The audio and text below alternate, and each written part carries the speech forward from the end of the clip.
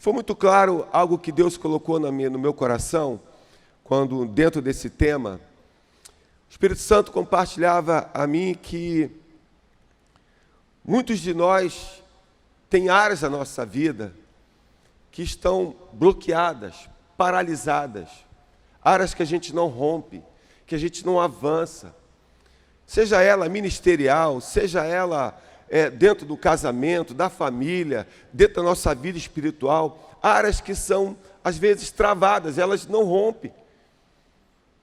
E aí, eu comecei a pensar numa palavra que é muito comum quando você se refere a alguém, o porém.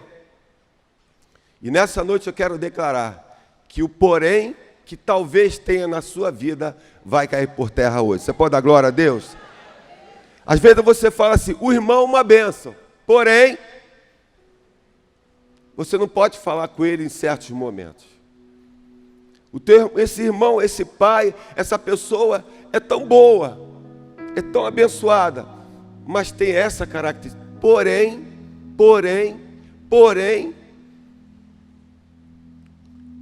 E a gente precisa se libertar dessas marcas, dessas palavras que muitas vezes quando vão nos definir, elas trazem consigo uma característica que não é boa, que não é de Deus. E aí quando a gente vai para o português, o pastor Rafael não está conosco, ele não pôde estar aqui conosco, eu estava lembrando do pastor Rafael, nosso professor de português, e é interessante a palavra porém, né? Vou uma explicação básica aqui. Conjunção adversativa, contraste, condição, oposição, mas, contudo, todavia, como substantivo indica um aspecto ruim, um obstáculo em relação a uma pessoa ou uma coisa. Uma oposição, algo que não é bom. E a gente tem que entender que quando a gente entra aqui nesse lugar, isso aqui não é um cinema, isso aqui não é um teatro, e nós não estamos num playground, nós estamos aqui na casa do Senhor. E quando entramos por essas portas, Deus quer receber de nós a nossa adoração, o nosso louvor, e Ele quer ministrar os nossos corações. Você pode dizer amém por isso? Ele não quer que você saia da mesma forma como você entrou. Ele tem um propósito na minha vida e na sua vida. E quando eu meditava sobre isso, Deus me deu alguns textos, alguns personagens, que na sua vida tinham um porém. Na sua vida eles tinham uma marca, eles tinham um impedimento, algo que travava eles em alguma área. E o primeiro texto que eu queria compartilhar nessa noite se encontra lá em Mateus capítulo 19, que fala ali do jovem rico.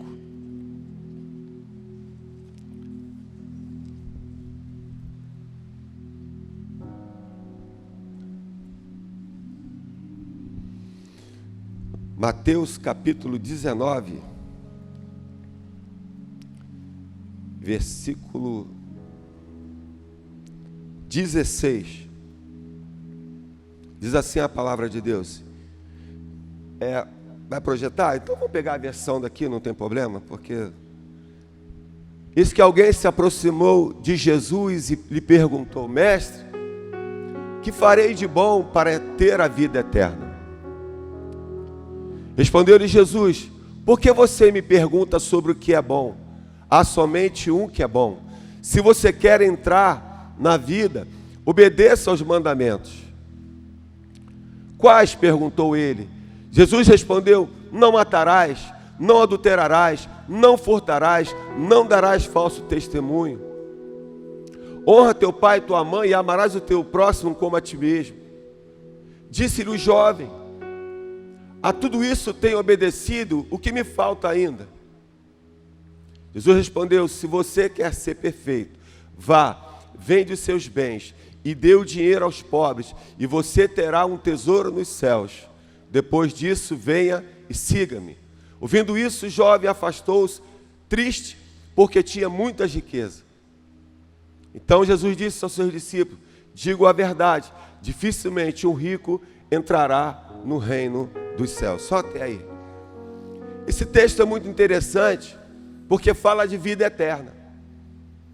E a proposta nossa desse culto é um culto de libertação. Amém, amados? é um culto que a gente profetiza milagre, bênção, cura, transformação.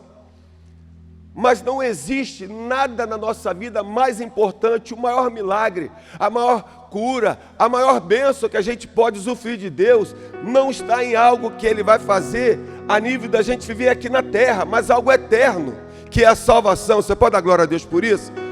Não há nada mais importante que isso, porque você pode ficar liberto de um vício, de uma mentira, de uma prostituição, de e ir para o inferno da mesma forma. E esse jovem achava que aquilo que ele fazia era bom, era agradável. E aos olhos da sociedade, talvez, aqueles que o cercavam, aquilo era legal, uma pessoa boa. Só tinha um problema: ele tinha um Deus. E o problema não é o dinheiro. O problema é o amor que ele tinha pelo dinheiro.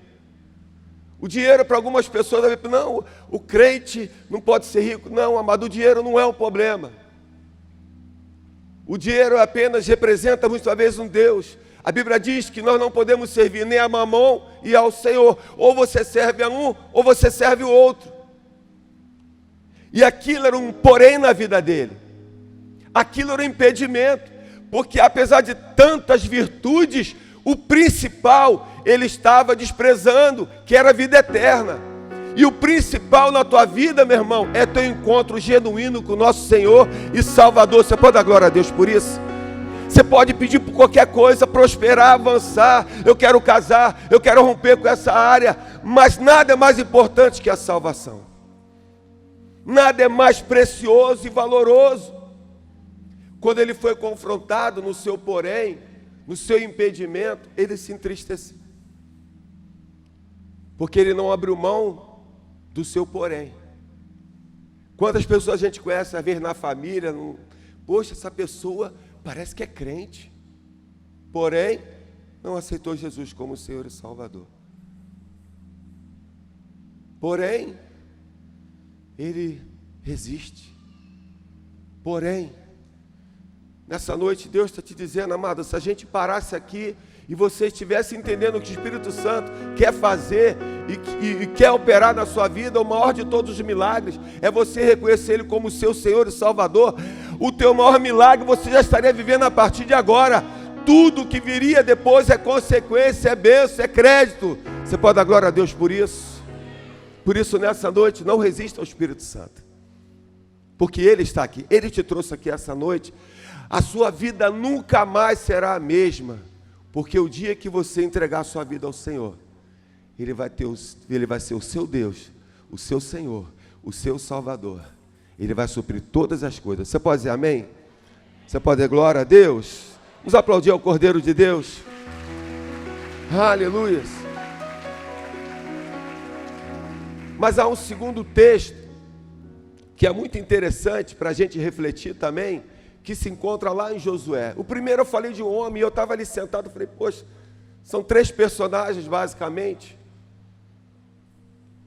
Mas Deus me lembrou que nós estamos nos aproximando da conferência das mulheres, e o segundo personagem se encontra lá no livro de Josué, no capítulo 2, de versículo 9 ao 11.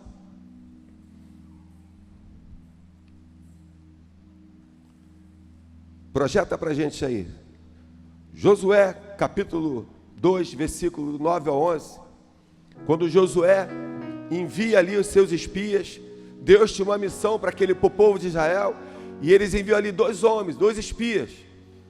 2 homens que iriam sondar a terra de Jericó, aquela fortaleza. Diz assim o versículo 9 de capítulo 2 de Josué, diz assim: e lhes disse, sei que o Senhor deu a vocês essa terra. Vocês nos causaram um medo terrível, e todos os habitantes desta terra estão apavorados por causa de vocês. De quem é essa fala? De uma prostituta, de uma dona de um prostíbulo, de uma mulher que vivia uma vida totalmente fora, até mesmo do padrão da sociedade.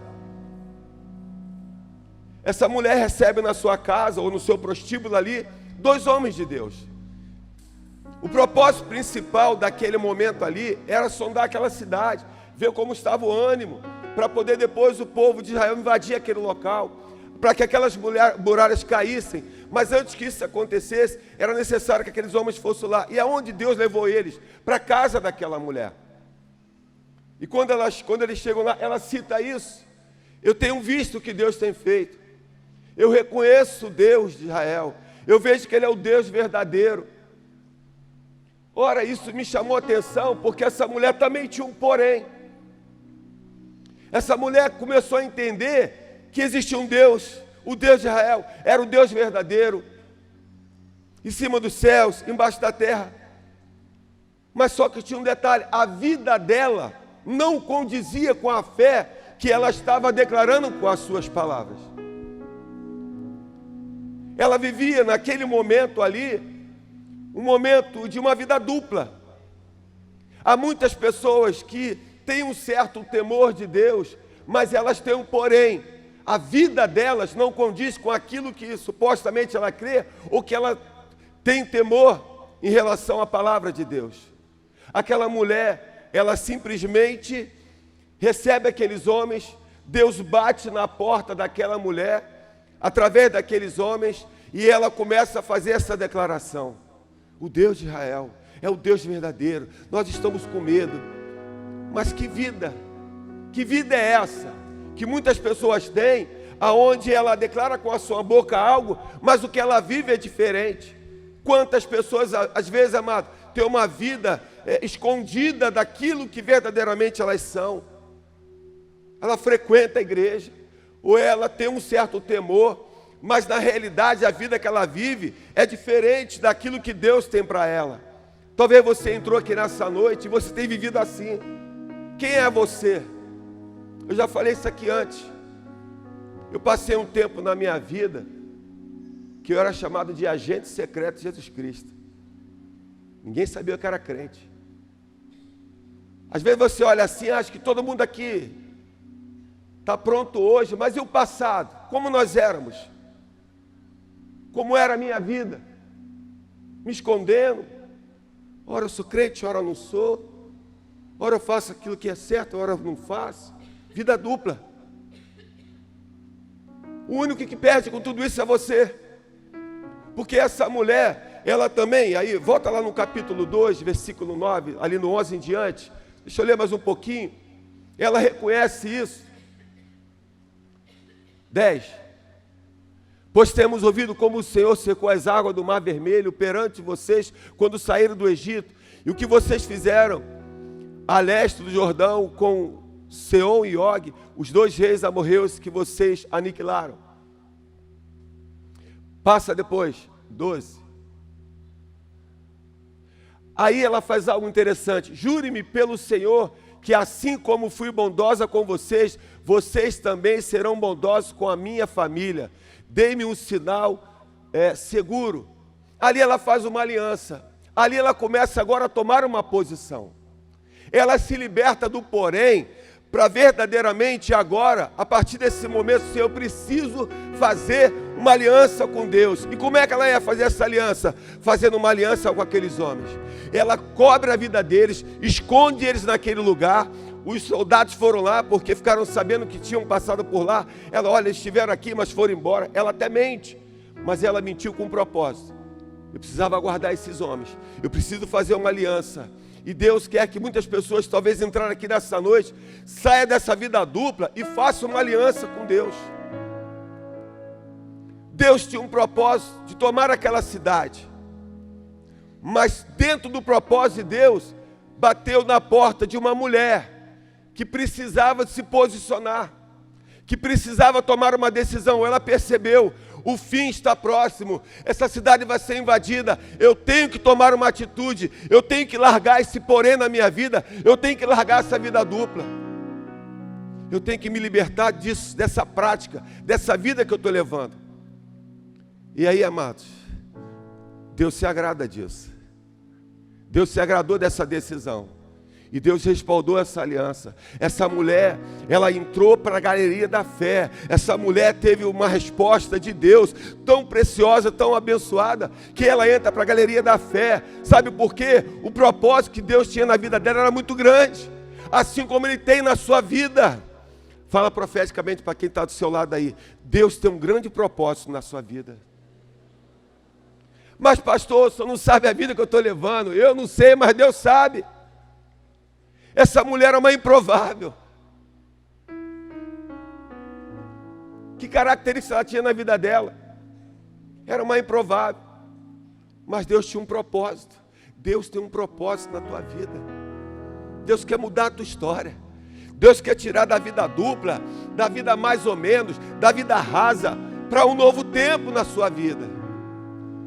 Deus quer arrancar esse porém, esse impedimento. Porque Ele tem coisas grandes para você. Você pode dar glória a Deus por isso? Você pode aplaudir ao Cordeiro de Deus por isso?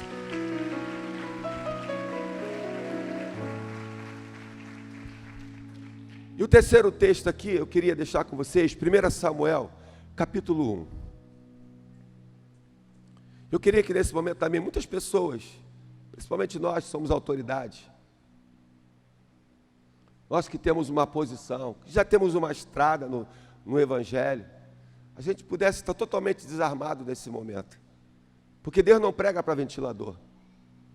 O Espírito Santo não fala com parede. Ele fala com cada um de nós. Você pode dizer amém por isso? Se você está aqui, assim como eu estou aqui, eu estou sendo o primeiro a ser ministrado por tudo isso. Aqui no capítulo 1 Samuel, capítulo 1, versículo do 9 ao 17. Abra aí para mim. É um texto muito conhecido porque fala de uma irmã nossa, irmã Ana. Não é Ana Martins, mas é a Ana de Eucana. Certa vez, quando terminou de comer e beber em Siló, estando o sacerdote ali sentado numa cadeira, junto à entrada do santuário do Senhor, Ana se levantou. E com alma amargurada chorou muito e orou ao Senhor. E fez um voto dizendo: ó Senhor dos exércitos, se tu deres atenção à humilhação da tua serva, te lembrares de mim e não te esqueceres da tua serva, mas lhe deres um filho, então eu o dedicarei ao Senhor por todos os dias de sua vida, e o seu cabelo e a sua barba nunca serão cortados. Enquanto ela continuava a orar diante do Senhor, Eli observava a sua boca. Como Ana orava silenciosamente, seus lábios se mexiam, mas não se ouvia a sua voz. Então Eli pensou que ela estivesse embriagada. E lhe disse: até quando você continuará embriagada? Abandone o vinho, só até aí. Aqui aconteceu algo, eu queria que vocês entendessem que nós temos dois personagens basicamente aqui. Eli, que era o sacerdote, que representa o pastor dela, representa a liderança, ou representa o irmão. Ana é essa pessoa que faz parte da igreja, faz parte do corpo. Nós estamos vendo aqui uma mulher de oração, uma mulher temente a Deus, uma mulher que tinha uma causa, uma mulher que estava no lugar certo. Todo ano Eucana levava, as ofertas, e Ana foi também, e ali ela se prostrou aos pés, e o sacerdote olhava, o pastor dela estava olhando, a autoridade estava olhando, mas o que ela estava fazendo era agradável aos olhos do Senhor. Amém ou não amém, amados? Estava orando, estava clamando, estava na casa de Deus, estava no altar. Só que a visão que o seu pastor teve foi totalmente diferente da realidade que ela vivia. Ele achou que ela estava o quê? Embriagada. Quantas vezes nós, seja autoridade ou não, nós olhamos para as pessoas e temos uma leitura muito diferente da realidade que ela está vivendo. Nós não estamos falando de uma pessoa qualquer. Ali, o pastor, a autoridade, olha para ela, não vê sair nenhum som. A leitura que ele faz é que essa mulher está o quê? Embriagada. Que coisa! Se a gente continuar lendo o texto, a gente vê que essa mulher tinha tudo para se sentir ferida, para se sentir magoada, para se sentir injustiçada, porque ela estava na casa de Deus, orando ao Senhor, clamando ao Senhor por uma causa. Ela queria ter um filho, essa mulher era estéril. E em vez dela receber o apoio, em vez dela receber ali uma palavra de ânimo, ela recebe uma crítica. O seu pastor, a sua liderança, emite um parecer totalmente diferente. Mas talvez a maior virtude de Ana foi de não levar isso para o coração. Ela fez algo muito mais excelente. Ela explicou para o seu pastor, para o sacerdote: não, eu não estou embriagada. Eu tenho uma amargura na minha alma, eu tenho uma causa. Ela restaurou aquela situação. Ela não deixou que aquilo permanecesse entre ela e a autoridade, entre ela e aquela pessoa que representava ali o corpo. Ela falou: não, o senhor está enganado. Eu tenho uma causa, eu tenho uma necessidade. Eu estou aqui no altar, eu estou aqui na igreja, buscando ao Senhor. Quando ele soube disso, ele falou: minha filha. O texto não fala sobre isso, mas ele fala: minha filha, agora eu entendi o que você está passando. Agora eu entendi a experiência que você está vivendo. E eu quero te dar uma palavra, minha filha. Essa tua causa, esse teu pedido, Deus vai responder. Deus vai fazer um milagre. Vá em paz. Não vá com o coração triste. Não vá com o coração amargurado. Vá em paz. Você pode dar glória a Deus por isso? Vá em paz. O porém não entrou na vida dela. A amargura, a tristeza não entrou. Entrou regozijo, entrou alegria, entrou esperança. A sua fé foi fortalecida. E aquilo ali, amado, foi um presente tão grande da parte de Deus, que ela no seu coração desejou entregar o seu filho, consagrar ele no altar. E esse texto é muito interessante, porque tudo aquilo que é gerado no altar, permanece no altar. Ela gera um profeta. Fala para o teu irmão, para a tua irmã: você foi chamado para gerar profeta. Profetiza, homem de Deus, mulher de Deus. Quantos estão entendendo? Essa é a parte tremenda desse texto. Por quê? Porque ela não permitiu que fosse para casa com amargura, mas fosse com fé e esperança. Ela não deixou, ela explicou, ela consertou, ela explicou: meu pastor, meu sacerdote, não, eu tenho uma causa. E ele: minha filha, que Deus te abençoe, que Deus responda o teu pedido, porque vai vir um profeta aí. E essa mulher, a maior prova dela, é que depois que o seu filho desmama, que nasce o filho, ela entrega esse filho na casa de Deus, para servir no altar. Só que, se Ana não permitisse que aquilo que era bom para ela, mas se ela levasse para o seu coração, ela ia reter as bênçãos de Deus. E aí Deus me levou para um outro texto, para outra personagem, que se encontra lá em 1 Samuel, que se chama Mical. 1 Samuel, capítulo 2, versículo... Não, perdão, amados.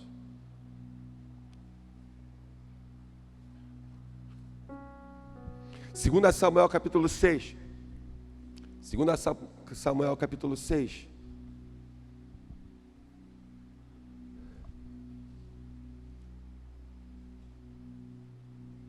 Versículo 14.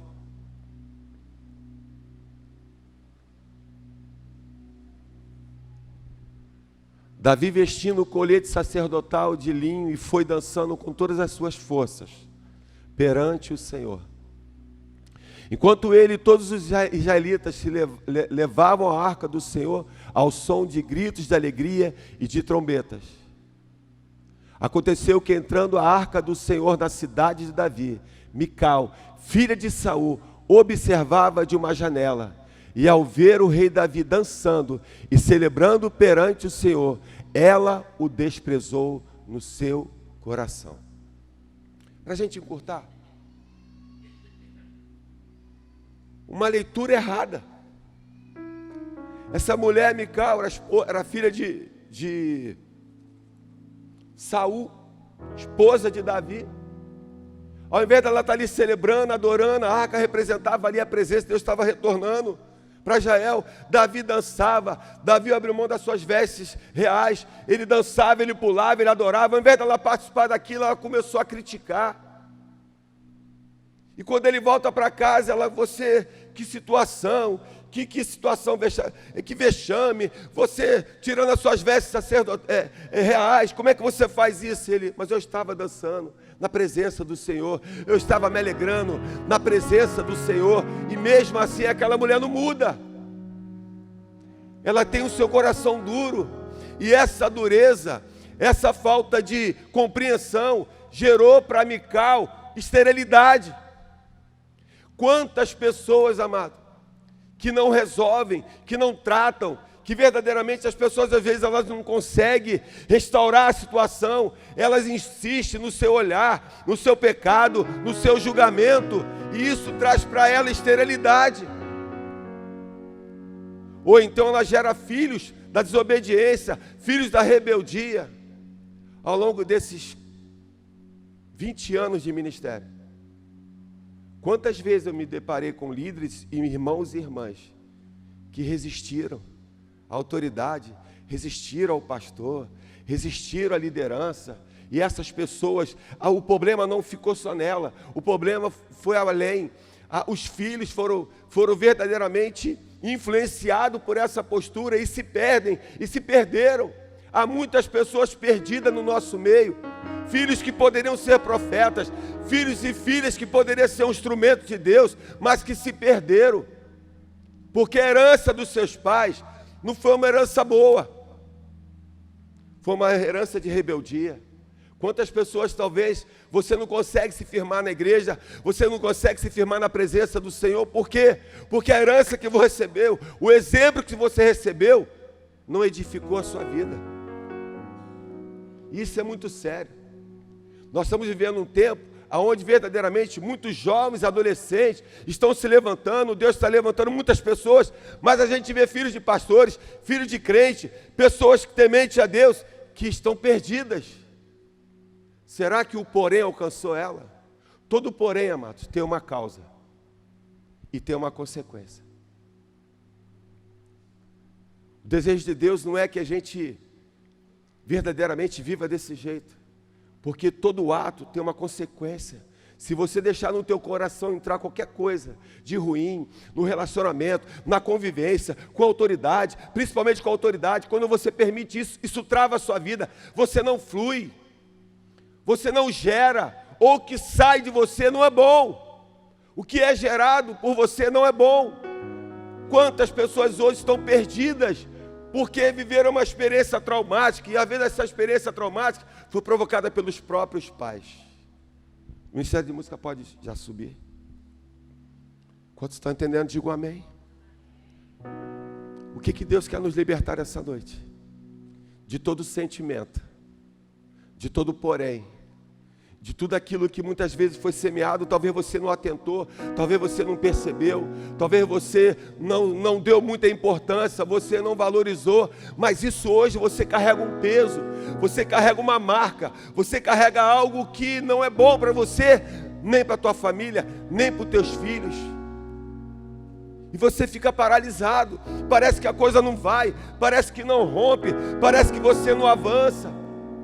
Há um impedimento, há um bloqueio, há uma marca que foi gerada, mas nós servimos a um Deus, amado, que pode cancelar isso hoje, que pode aniquilar isso hoje. Ele pode purificar teu coração, te curar, te libertar, te transformar, porque Ele está aqui. Você pode dar glória a Deus por isso? Você foi chamado para gerar profetas, você foi chamado para ser um profeta, para ser uma profetisa. Você não foi chamado para viver paralisado, viver marcado por um porém, por um impedimento. Você foi chamado para glorificar o nome do Senhor Jesus.